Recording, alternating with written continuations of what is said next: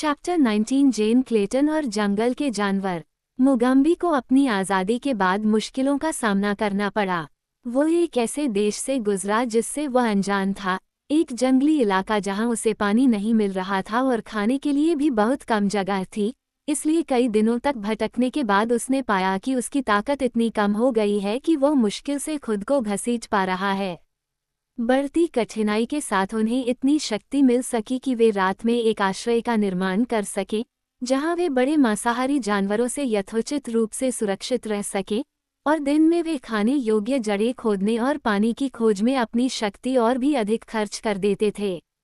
काफी दूरी पर स्थित कुछ स्थिर तालाबों ने उसे प्यास से मरने से बचा लिया, लेकिन उसकी स्थिति बहुत दयनीय थी जब वह अंततः एक ऐसे देश में एक बड़ी नदी के पास पहुंचा जहां प्रचुर मात्रा में फल थे तथा छोटा सा शिकार था जिसे वह चालाकी, छल कपट तथा एक गिरी हुई शाखा से बनाई गई एक कच्ची छड़ी के संयोजन से पकड़ सकता था। यह महसूस करते हुए कि वजीर देश के बाहरी इलाकों तक पहुंचने से पहले उसे अभी भी एक लंबी यात्रा करनी है, मोगम्बी ने समझदारी से फैसला किया कि जब तक वह अपनी ताकत और स्वास्थ्य को ठीक नहीं कर लेता तब तक वह वहीं रहेगा। उसे पता था कि कुछ दिनों का आराम उसके लिए चमत्कार कर देगा, और वह कमजोरी के कारण सुरक्षित वापसी के अपने अवसरों का त्याग नहीं कर सकता था। और इसलिए उसने एक बहुत बड़ा कांटेदार जंगल बनाया और उसके भीतर एक छप्पर वाला आश्रय बनाया, जहां वह रात को सुरक्षित सो सकता था और जहां से वह दिन में मांस का शिकार करने के लिए निकलता था, जो अकेले ही उसके विशालकाय दैत्यों को उनकी सामान्य शक्ति लौटा सकता था। एक दिन जब वह शिकार कर रहा था, एक बड़े पेड़ की शाखाओं की आड़ में एक जोड़ी क्रूर आंखों ने उसे खोज लिया, जिसके नीचे से वह काला योद्धा गुजर रहा था। वे खून से लथपथ, दुष्ट आंखें थीं, जो एक भयंकर और बालों वाले चेहरे पर टिकी थीं। उन्होंने मोगम्बी को एक छोटे से कृंतक का शिकार करते हुए देखा, और जब वह अपनी झोपड़ी की ओर लौट रहा था तो उन्होंने उसका पीछा किया। उनका मालिक चुपचाप पेड़ों के बीच से नीग्रो के रास्ते पर आगे बढ़ रहा था। वह प्राणी चुलक था, और उसने उस बेहोश आदमी को घृणा से ज्यादा जिज्ञासा से देखा। टार्ज़न ने जिस अरबी बुरनूस को अपने शरीर पर पहना था, उसे पहनने से मानवरूपी के मन में टारमंगनी की नकल करने की इच्छा जागृत हुई। हालांकि बुरनूस ने उसकी हरकतों में बाधा डाली थी और इतना उपद्रव मचाया था कि बंदर ने बहुत पहले ही उसे उससे छीनकर फेंक दिया था। अब हालांकि उसने एक गोमांगनी को कम बोझिल परिधान पहने देखा, एक लंगोटी, कुछ तांबे के गहने और एक पंखदार हेडेड ड्रेस। ये चुलक की इच्छाओं के अनुरूप थे, न कि एक बहते हुए लबादे के जो लगातार किसी के पैरों के बीच में फंस रहे थे और पत्तेदार पगडंडी के साथ हर शाखा और झाड़ी को पकड़ रहे थे। चुलक ने थैली पर नजर डाली, जो मोगम्बी के कंधे पर लटकी हुई थी और उसके काले कूल्हे के पास झूल रही थी। यह उसे बहुत पसंद आया, क्योंकि यह पंख और झालर से सजी हुई थी, और इसलिए बंदर मोगम्बी के बोमा के चारों ओर लटका हुआ था, या तो चुपके से या काले के कपड़ों पर से किसी वस्तु को पकड़ने के अवसर की प्रतीक्षा कर रहा था। मौका आने में ज्यादा समय नहीं लगा। अपने कांटों से भरे बाड़े में सुरक्षित महसूस करते हुए मोगम्बी दिन की गर्मी के दौरान अपने आश्रय की छाया में लेट जाता था और तब तक शांति से सोता था जब तक कि ढलता सूरज अपने साथ दोपहर का कमजोर करने वाला तापमान लेकर नहीं आ जाता। ऊपर से देखते हुए चुलक ने एक उमस भरी दोपहर में नींद की बेहोशी में इस तरह से लेटे हुए काले योद्धा को देखा। एक लटकती हुई शाखा पर रेंगते हुए मानवरूपी बोमा के भीतर जमीन पर गिर गया। वो गद्देदार पैरों पर सोए हुए व्यक्ति के पास पहुंचा, जिससे कोई आवाज नहीं आ रही थी, और एक अनोखी लकड़ी की कारीगरी के साथ जिससे एक पत्ता या घास का एक पत्ता भी नहीं हिल रहा था। आदमी के पास रुककर बंदर ने झुककर उसके सामान की जांच की। चुलक की ताकत जितनी महान थी, उसके छोटे से दिमाग के पीछे कुछ ऐसा था जो उसे आदमी को लड़ने के लिए उकसाने से रोकता था, एक ऐसा भाव जो सभी निचले तबकों में निहित है, मनुष्य का एक अजीब डर जो कभी कभी जंगल के सबसे शक्तिशाली जीवों पर भी हावी हो जाता है। मोगम्बी को जगाए बिना उसकी कमरबंद को हटाना असंभव था, और अलग की जा सकने वाली एकमात्र चीजें थी घुंडी छड़ी और थैली, जो नींद में करवट बदलते समय उसके कंधे से गिर गई थी।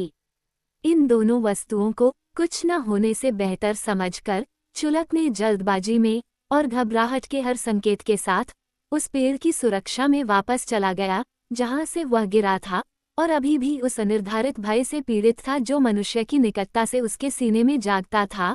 वह जंगल के रास्ते भाग गया।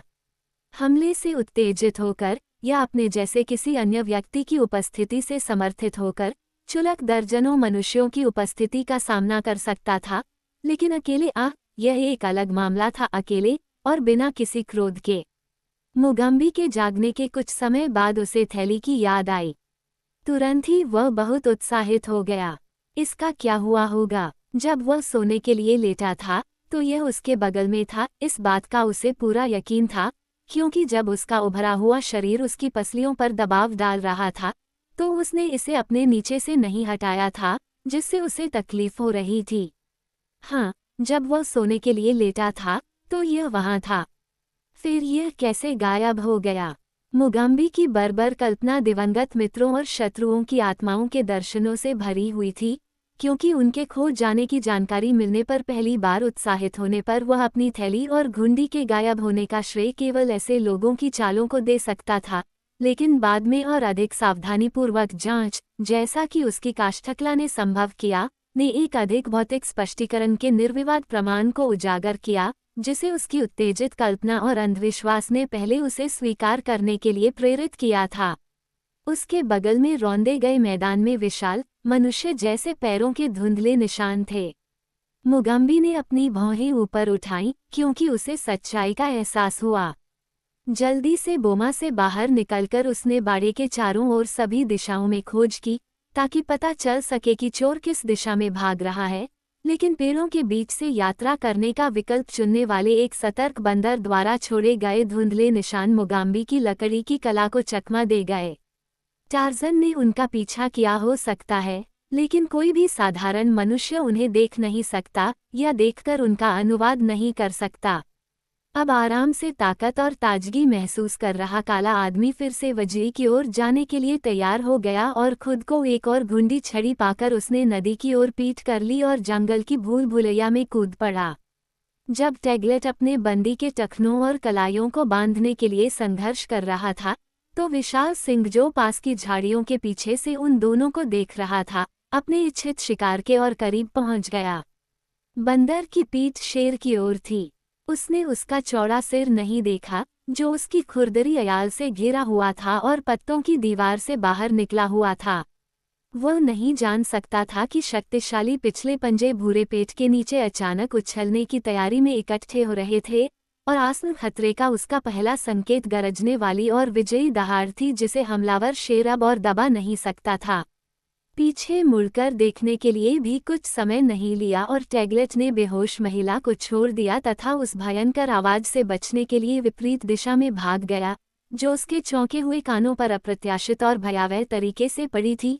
लेकिन चेतावनी उसे बचाने के लिए बहुत देर से आई थी, और शेर अपनी दूसरी छलांग में उस मानवरूपी के चौड़े कंधों पर सीधा बैठ गया।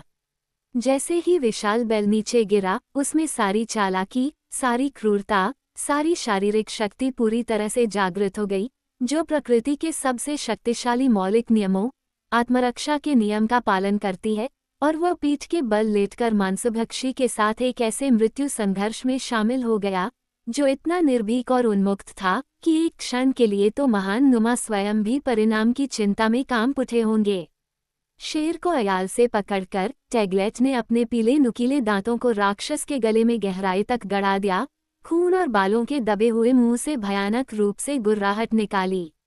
बंदर की आवाज के साथ मिलकर शेर की क्रोध और दर्द की दहाड़ जंगल में गूंज उठी, जब तक कि जंगल के छोटे जीव अपने शांतिपूर्ण कामों से चौंककर डरकर भाग नहीं गए।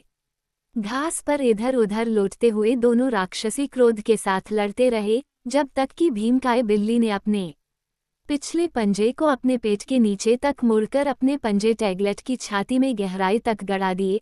फिर अपनी पूरी ताकत से नीचे की ओर चीरते हुए नुमा ने अपना इरादा पूरा किया और पेट फाड़े हुए मानवरूपी एक अंतिम ऐंठन भरे संघर्ष के साथ अपने विशालकाय विरोधी के नीचे शिथिल और रक्तरंजित विघटन में शिथिल हो गया।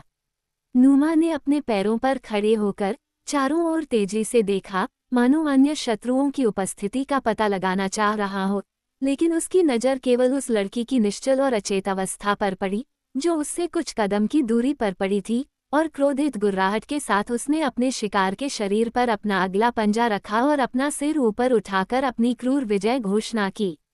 एक और पल के लिए वह भयंकर आंखों से मैदान में इधर उधर घूमता रहा। आखिरकार वे दूसरी बार लड़की पर रुके। शेर के गले से एक धीमी दहाड़ निकली। उसका निचला जबड़ा ऊपर नीचे हुआ और लार टपकने लगी और टैगलेट के मृत चेहरे पर टपकने लगी। दो पीले हरे रंग के शकुनों की तरह चौड़ी और बिना पलक झपकाए भयानक आंखें जेन क्लेटन पर टिकी रहीं। विशाल शरीर की सीधी और राजसी मुद्रा अचानक एक भयावह झुकी हुई मुद्रा में सिकुड़ गई, जैसे कि धीरे धीरे और धीरे से, जैसे कोई अंडे पर पैर रखता है, शैतानी चेहरे वाली बिल्ली लड़की की ओर आगे बढ़ी। दयालु भाग्य ने उसे चुपके से उस पर आक्रमण करने वाले भयानक अस्तित्व के बारे में सुखद अचेतनता में रखा। उसे पता ही नहीं चला कि शेर कब उसके पास आकर रुका। जब वो उसके आसपास की गंध सूंघ रहा था, तो उसने उसके नथुने से निकलने वाली सूंघने की आवाज़ नहीं सुनी। उसने अपने चेहरे पर दुर्गंधयुक्त सांस की गर्मी महसूस नहीं की, न ही उसके ऊपर आधे खुले हुए डरावने जबड़ों से टपकती लार को महसूस किया। अंत में शेर ने अपना अगला पंजा उठाया और लड़की के शरीर को आधा पलट दिया। फिर वह फिर से खड़ा हो गया और उसे ऐसे देखने लगा जैसे उसे अभी भी पता न हो कि जीवन समाप्त हो गया है या नहीं। पास के जंगल से आ रही किसी आवाज़ या गंध ने एक पल के लिए उसका ध्यान अपनी ओर खींचा। उसकी नज़र फिर से जेन क्लेटन पर नहीं गई और कुछ ही देर में वो उसे छोड़कर टैगलेट के अवशेषों के पास चला गया और लड़की की ओर पीठ करके अपने शिकार पर झुक गया और बंदर को खाने लगा। ये दृश्य देखकर जेन क्लेटन ने आखिरकार अपनी आंखें खोलीं। खतरे से अभ्यस्त, उसने अपनी नई नई चेतना के सामने आए चौंका देने वाले आश्चर्य के सामने अपना आत्मनियंत्रण बनाए रखा। वह न तो चिल्लाए और न ही एक भी मांसपेशी हिलाई, जब तक कि उसने दृश्य के हर विवरण को नहीं देख लिया जो उसकी दृष्टि की सीमा में था। उसने देखा कि शेर ने बंदर को मार डाला है और वह अपने शिकार को उस जगह से 50 फीट से भी कम दूरी पर खा रहा है जहां वह लेटी हुई थी, लेकिन वह क्या कर सकती थी? उसके हाथ पैर बंधे हुए थे। उसे तब तक, जितना धैर्य रख सकती थी, इंतजार करना चाहिए, जब तक कि नूमा बंदर को खाकर पचा न ले, और इसमें कोई संदेह नहीं कि वो उसे खाने के लिए वापस आएगा, जब तक कि इस बीच खूंखार लकड़बग्घे उसे या जंगल के असंख्य मांसाहारी जानवरों में से किसी को न देख लें। जब वह इन भयावह विचारों से पीड़ित थी, उसे अचानक एहसास हुआ कि उसकी कलाइयों और टखनों पर बंधे बंधन अब उसे दर्द नहीं देते, और फिर उसे एहसास हुआ कि उसके हाथ अलग हो गए हैं, एक उसके दोनों ओर पड़ा है, जबकि दोनों उसकी पीठ पर बंधे नहीं हैं। आश्चर्य से उसने अपना हाथ हिलाया। क्या चमत्कार हुआ था! ये बंधा हुआ नहीं था। चुपके से और बिना आवाज के उसने अपने दूसरे अंग हिलाए और पाया कि वह आज़ाद थी। वह नहीं जान पाई कि यह कैसे हुआ कि टैगलेट ने अपने खुद के भयावह उद्देश्यों के लिए उन्हें कुतरते हुए उन्हें काट दिया था, लेकिन नूमा ने उसे उसके शिकार से डराने से ठीक एक पल पहले। एक पल के लिए जेन क्लेटन खुशी और आभार से अभिभूत हो गई, लेकिन सिर्फ एक पल के लिए। उसके इतने करीब बैठे उस डरावने जानवर के सामने उसकी नई नई मिली आज़ादी का क्या फ़ायदा? अगर उसे अलग परिस्थितियों में यह मौका मिलता तो वह कितनी खुशी से इसका फ़ायदा उठाती, लेकिन अब उसे यह मौका तब मिला था जब बच निकलना लगभग नामुमकिन था। सबसे नज़दीकी पेड़ 100 फीट दूर था, शेर 50 से भी कम। उठकर उन आकर्षक शाखाओं की सुरक्षा तक पहुंचने का प्रयास करना तत्काल विनाश को आमंत्रित करने के अलावा कुछ नहीं होगा, क्योंकि नूमा निस्संदेह इस भावी भोजन से बहुत ईर्ष्या करेगा और उसे आसानी से भागने नहीं देगा। और फिर भी एक और संभावना थी, एक मौका जो पूरी तरह से विशाल जानवर के अज्ञात स्वभाव पर निर्भर करता था। उसका पेट पहले से ही आधा भरा हुआ था, वह लड़की के जाने को उदासीनता से देख सकता था, फिर भी क्या वह ऐसी असंभावित आकस्मिकता को जोखिम में डाल सकती थी? उसे इस पर संदेह था। दूसरी ओर वह जीवन के इस नाजुक अवसर को बिना कुछ लाभ उठाए या उसका लाभ उठाने की कोशिश किए पूरी तरह से हाथ से जाने देने के लिए तैयार नहीं थी। वह शेर को ध्यान से देखती रही। शेर उसे बिना अपना सिर घुमाए नहीं देख सकता था। वह कोई चाल चलने की कोशिश करती। चुपचाप वह सबसे नजदीकी पेड़ की ओर लुढ़क गई और शेर से दूर हो गई, जब तक कि वह फिर से उसी स्थिति में नहीं लेट गई जिसमें नुमा ने उसे छोड़ा था, लेकिन उससे कुछ फीट दूर। वह बेदम होकर शेर को देखती रही, लेकिन जानवर ने ऐसा कोई संकेत नहीं दिया कि उसने कुछ ऐसा सुना है जिससे उसका संदेह पैदा हो। वह फिर से पलटी, कुछ और फीट आगे बढ़ी और फिर से वह जानवर की पीठ के बारे में कठोर चिंतन में लेट गई। जेन क्लेटन ने अपनी तनावपूर्ण नसों के लिए घंटों तक ये हथकंडे अपनाए, और फिर भी शेर इस बात से अनजान बना रहा कि उसका दूसरा शिकार उससे बचकर भाग रहा है। लड़की पहले से ही पेड़ से कुछ कदम दूर थी। एक पल और वह इतनी करीब आ जाती कि वह अपने पैरों पर खड़ी हो जाती, सावधानी को एक तरफ रख देती और अचानक साहपूर्वक सुरक्षा के लिए भागती। वह अपनी बारी के आधे रास्ते पर थी, उसका चेहरा शेर से दूर था, जब शेर ने अचानक अपना बड़ा सिर घुमाया और अपनी आंखें उस पर टिका दी। उसने देखा कि वह उससे दूर अपनी तरफ लुढ़क गई, और फिर उसकी आंखें फिर से उसकी ओर मुड़ गईं, और लड़की के हर रोम से ठंडा पसीना बहने लगा क्योंकि उसे एहसास हुआ कि जीवन लगभग उसकी मुट्ठी में था, मौत ने उसे खोज लिया था। बहुत देर तक न तो लड़की और न ही शेर हिले। जानवर निश्चल पड़ा रहा, उसका सिर उसके कंधों पर टिका हुआ था और उसकी चमकती हुई आंखें उस कठोर शिकार पर टिकी हुई थीं, जो अब लगभग 50 गज दूर था। लड़की उन क्रूर आंखों को घूर रही थी, एक भी मांसपेशी हिलाने की हिम्मत नहीं कर रही थी। उसकी नसों पर दबाव इतना असहनीय हो रहा था कि वह चीखने की बढ़ती इच्छा को मुश्किल से रोक पा रही थी। तभी नुमा जानबूझकर वापस दूध पिलाने के काम में लग गया, लेकिन उसके पीछे की ओर लगे कान उसके पीछे खड़ी लड़की की हरकतों के प्रति उसके भयावह सम्मान को प्रमाणित कर रहे थे।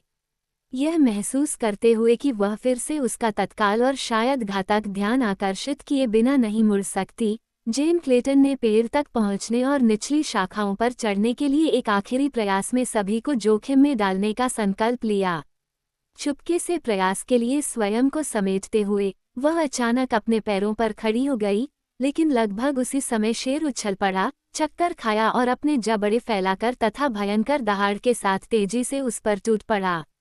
जिन लोगों ने अफ्रीका के बड़े जानवरों का शिकार करने में अपना पूरा जीवन बिताया है, वे आपको बताएंगे कि दुनिया में शायद ही कोई दूसरा प्राणी शेर की गति को प्राप्त कर पाता है।